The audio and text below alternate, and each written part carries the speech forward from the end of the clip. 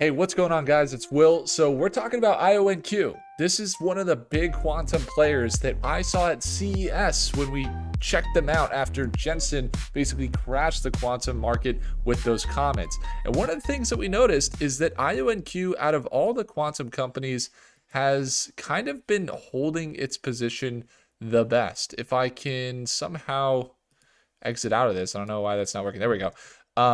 Whoa, I zoomed in super fast. All right.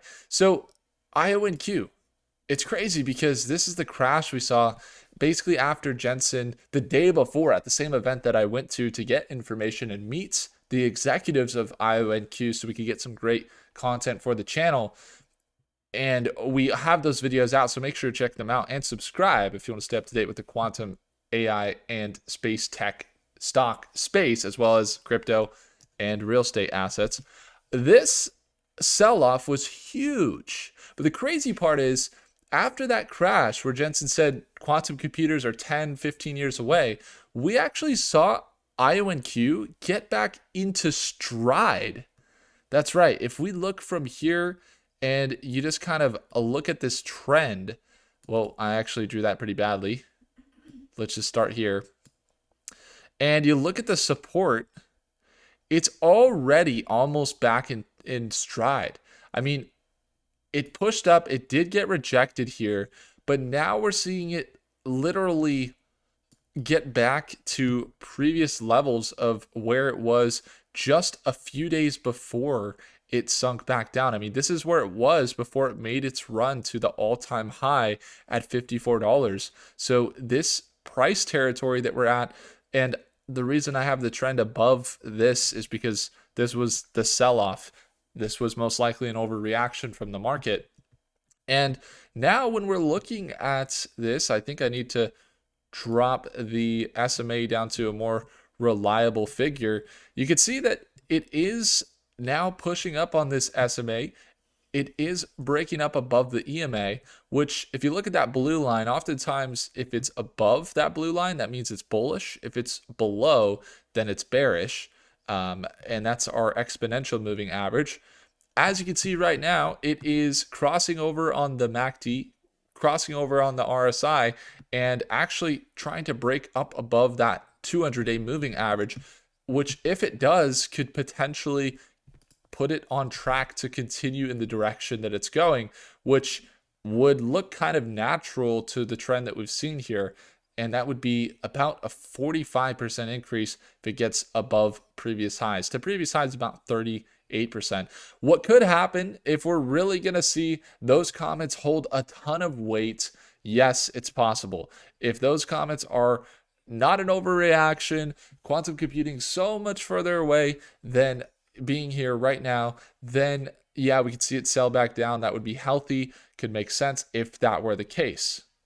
But if we go to IonQ, what do they have to say about it? Well, they changed their headline on their website to "Quantum is now," which is kind of funny. It's like this shot at the comments that were said about the stock at CES. Quantum computing has potential to change the world, and IonQ is leading the way. You can see you can tap into IonQ quantum computers through the cloud via Microsoft Azure, Amazon Bracket, and Google Cloud. You also have these other companies investing and partnering with the company, including NVIDIA, Hyundai, GE Research, Lockheed Martin, so they're in the space industry as well. And you can look at some of their accomplishments, what they're building, the quantum chips they have, and how they focus on fidelity in improving their quantum chips and qubits to get them as efficient as possible. Now, the best part about IonQ that I find to be the most interesting and why I cover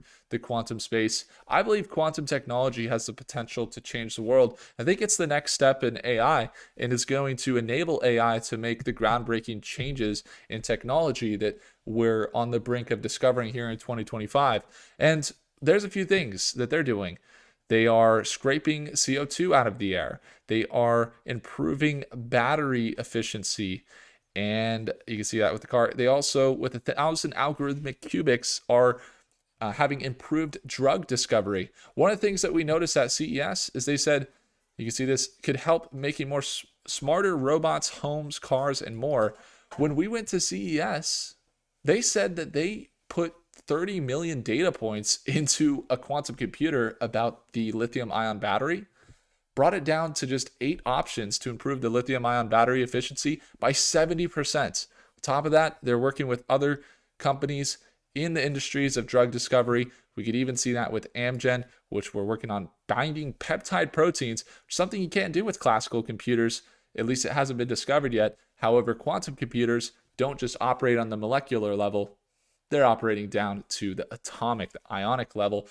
That's something that has a lot of frequencies in the moving of electrons that only a quantum computer has been able to have the computing power to operate with. And so they are going to be growing a lot. You see this initiative, it is one of the biggest things that's going to make a difference, which is the Quantum Initiative Reauthorization Act, and it's a $2.7 billion contract with IonQ's name on it.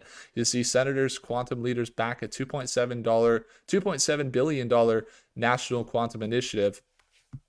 We had this thing before, and last time we had it, it actually was about 1.5 billion or maybe less. I think they could show you. I think they say it somewhere in this article.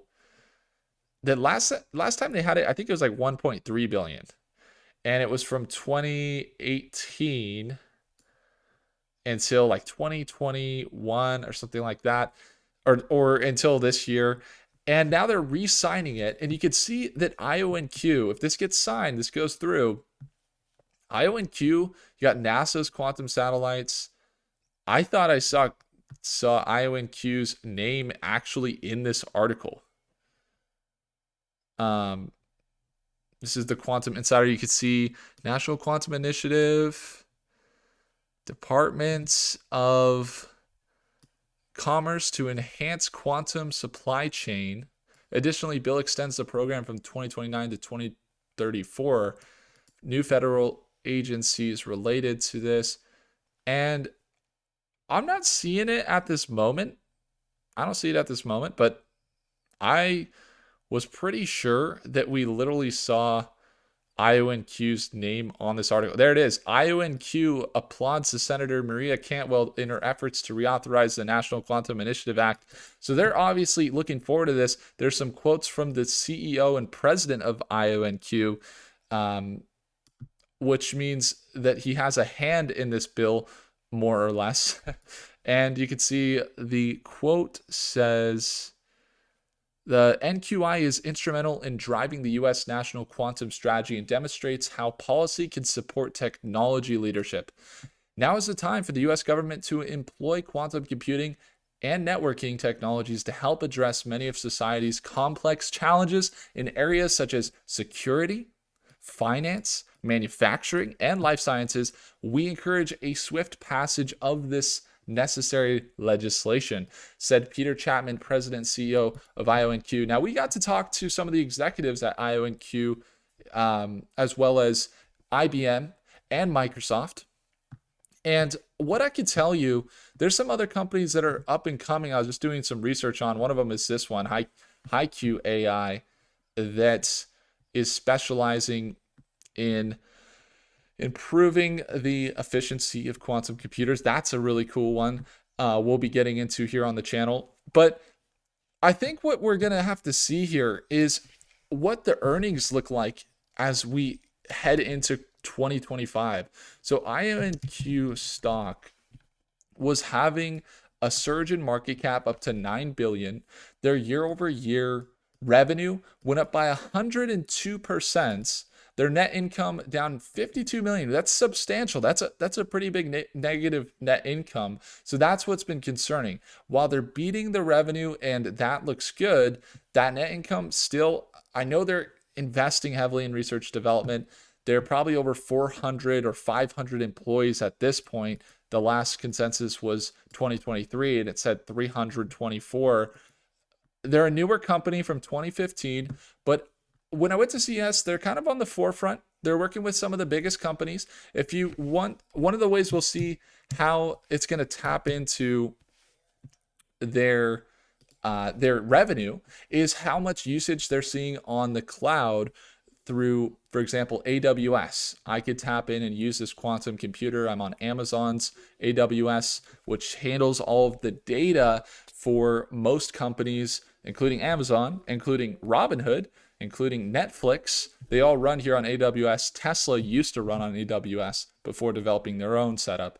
But AWS is a big place with a lot of data, which means a lot of people utilizing GPUs through the cloud, and most likely going to be using QPUs, which are these quantum processing units as well, to see how the processing power can help them solve bigger problems.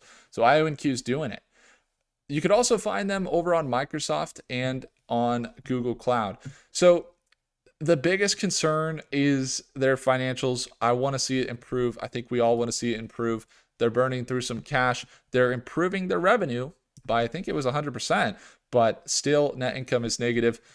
If we're really healthy, it sells back down here. I don't know that that's going to happen. I see it in stride and potentially continuing this trend. I mean, we see it recover pretty quickly. We'll see what happens at market open. I'm definitely going to be keeping you guys updated. I'm going to be holding IonQ, Rigetti, some of these other ones, QBTS, in the long term, but also trading some of the shorter term swings. And if you want to be there at market open, StockMate, it's that second link down below. We go live every day at market open. And if you want to surround yourself with other traders and investors, get access to watch me trade live, see my entries, my exits, it's the second link down below. Thank you guys so much for watching. I appreciate you all, and I'll see you in the next video. Take care.